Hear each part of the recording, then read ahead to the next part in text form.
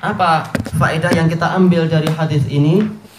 Al-ula masyru'iyatul khutbah qa'iman, yaitu disyariatkan khutbah itu berdiri. Wa ibahatu mukalamatil khatib, dan boleh seorang makmum itu mengajak bicara kepada khatib.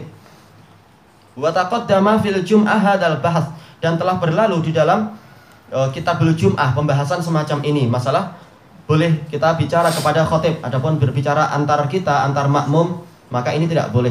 Tapi kalau kepada khatib itu boleh, dan dalilnya banyak. Di antaranya adalah apa? Hadis Jabir, kisah Sulaik al-Ghatafani, yang Rasulullah bertanya, apakah engkau sudah sholat? Yaitu sholat tahiyatul masjid. Yang mengatakan belum. Menunjukkan apa? Boleh terjadi apa? Dialog antara apa? Khatib dengan mustami'nya, dengan makmumnya itu. Dan juga apa? Hadis yang sekarang ini mengatakan, ya Rasulullah, halakatil amwal wangqata'atis subul, dan seterusnya itu boleh. Demikian pula apa? Di dalam hadis yang lain, hadis Abi Hurairah, ada Rasulullah sedang berdiri khutbah, ada orang tanya, ya Rasulullah, rajulun gharibun la ya'lamu dinuhu wa yuridu an ya'lama dinah. Wahai Rasulullah, saya ini adalah orang asing, saya tidak tahu agama saya, dan saya pengen tahu agama saya, pengen tahu agama yang benar. Maka kemudian Rasulullah minta kepada sebagian sahabat untuk mendatangkan kursi beliau yang terbuat dari besi itu. Beliau turun dari mimbar, duduk di kursi, kemudian mengajari orang ini beberapa permasalahan, lalu balik lagi, naik ke mimbar dan menyelesaikan khutbah. Menunjukkan ini adalah hukum khusus. Kita tidak boleh bicara, tetapi kalau kepada khatib boleh. Tapi apa? Tentunya pembicaraan yang diperlukan. Adapun kalau khatib sedang khutbah, kita bicara, Tuan Khatib, ini hutang Anda belum lunas. Nah, ini belum waktunya bahas macam itu. Tunggu nanti dulu. Nanti lupa dia apa yang perlu dikhutbahkan. Kecuali kalau dia membawa buku sih nggak lupa ya. Yang kedua, masyru'iyatul istisqa fil khutbah. Disyariatkan istisqa di dalam khutbah, dan ini hampir terjadi apa? Kesepakatan para ulama tentang masalah ini. Baik. Waqta shara 'alaiha Abu Hanifah duna shalah. Abu Hanifah mencukupkan ini saja. Yang disyariatkan adalah ketika khutbah. Adapun sholatnya ini tidak perlu.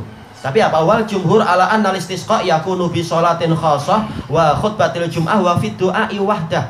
Sementara jumhur ulama, dan ini pendapat yang benar, mereka berpendapat bahwasanya istisqa itu boleh dengan salah satu dari 3 amalan. Yang pertama dengan sholat khusus, ada sholat istisqa. Yang kedua adalah di dalam khutbah jum'ah. Yang ketiga adalah dengan doa semata.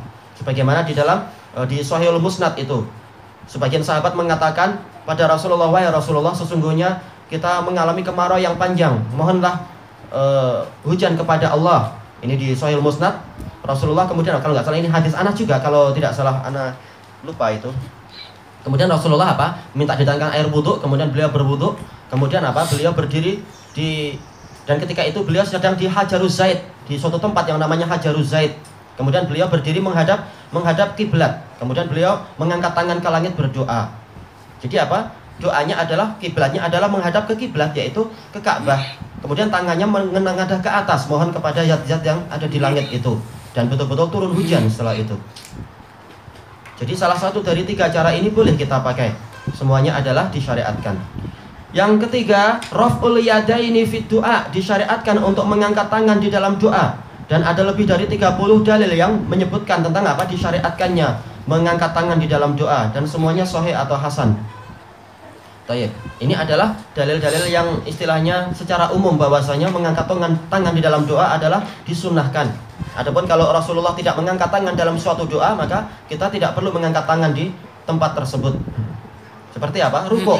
Nggak perlu kita angkat tangan. Sujud nggak perlu kita angkat tangan, walaupun ya jelas itu sulit, tapi masih mungkin. Demikian pula apa? Doa ketika duduk di antara 2 sujud, Rasulullah tidak angkat tangan, maka tidak perlu kita mengangkat tangan. Begitu pula apa? Sebelum salam, Rasulullah tidak mengangkat tangan, maka tidak perlu kita mengangkat tangan. Demikian pula apa? Setelah salam, tidak ada satupun dalil yang menunjukkan Rasulullah berdoa mengangkat tangan setelah apa? Salam, maka tidak perlu kita mengangkat tangan. Padahal sehari semalam Rasulullah sholatnya 5 kali berjamaah, dan para sahabat melihat itu selama apa? Selama hampir 13 tahun. Tapi tidak pernah disebutkan Rasulullah mengangkat tangan di dalam doa setelah salam. Maka tidak perlu kita mengangkat tangan. Tapi secara umum di tempat-tempat yang lain yang bebas, maka itu diutamakan kita mengangkat tangan. Tayyib qal li'anna fihi makna liftiqar.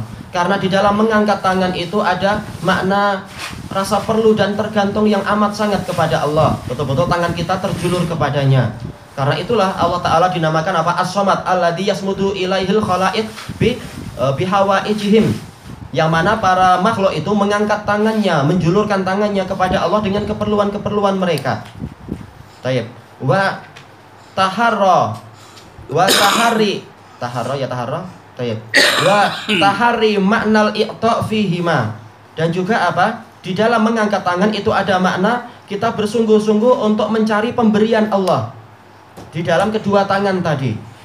Tayyib. Wa qad ajmal ulama ala raf'ihi ma fi hadzal mauqif. Dan para ulama telah bersepakat disyariatkan mengangkat tangan di posisi tadi, yaitu apa? Doa istisqa. Waqtalafu fi ma adah, dan mereka berselisih pendapat di dalam selain itu. Fa ba'dhum adahu ila kulli halati du'a. Sebagian ulama mengatakan bahwasanya disyariatkannya mengangkat tangan di dalam hadis Anas tadi ini muadda, yaitu sampai kepada setiap kondisi doa, dalam doa apapun. Wa ba'dhum qassarahu 'alal mawatinil waridi fiha. Dan sebagian ulama membatasi hanya pada tempat-tempat yang memang datang dalil yang mensyariatkan untuk mengangkat tangan di situ. Qala al-Hafidz Ibnu Hajar, inna fi raf'il yadaini fi du'a mutlaqan ahaditsa katsirah. Sesungguhnya sudah banyak hadis-hadis yang mensyariatkan tentang mengangkat kedua tangan di dalam doa secara mutlak. Tayyib. Indal Bukhari wal Mundhiri wan Nawawi. Tayyib. Al-Bukhari ma'luf. Ini banyak dalil-dalil mengangkat tangan di dalam apa? Doa di Sahih Bukhari, Mundhiri itu dalam apa? At-Targhib wa Tarhib. An-Nawawi dalam apa? Dalam Al-Adhkar. Tayyib. Ilahuna wallahu a'lam. Subhanakallahumma wa bihamdika la ilaha illa anta astaghfiruka wa atubu ilaik. Alhamdulillahirabbil alamin.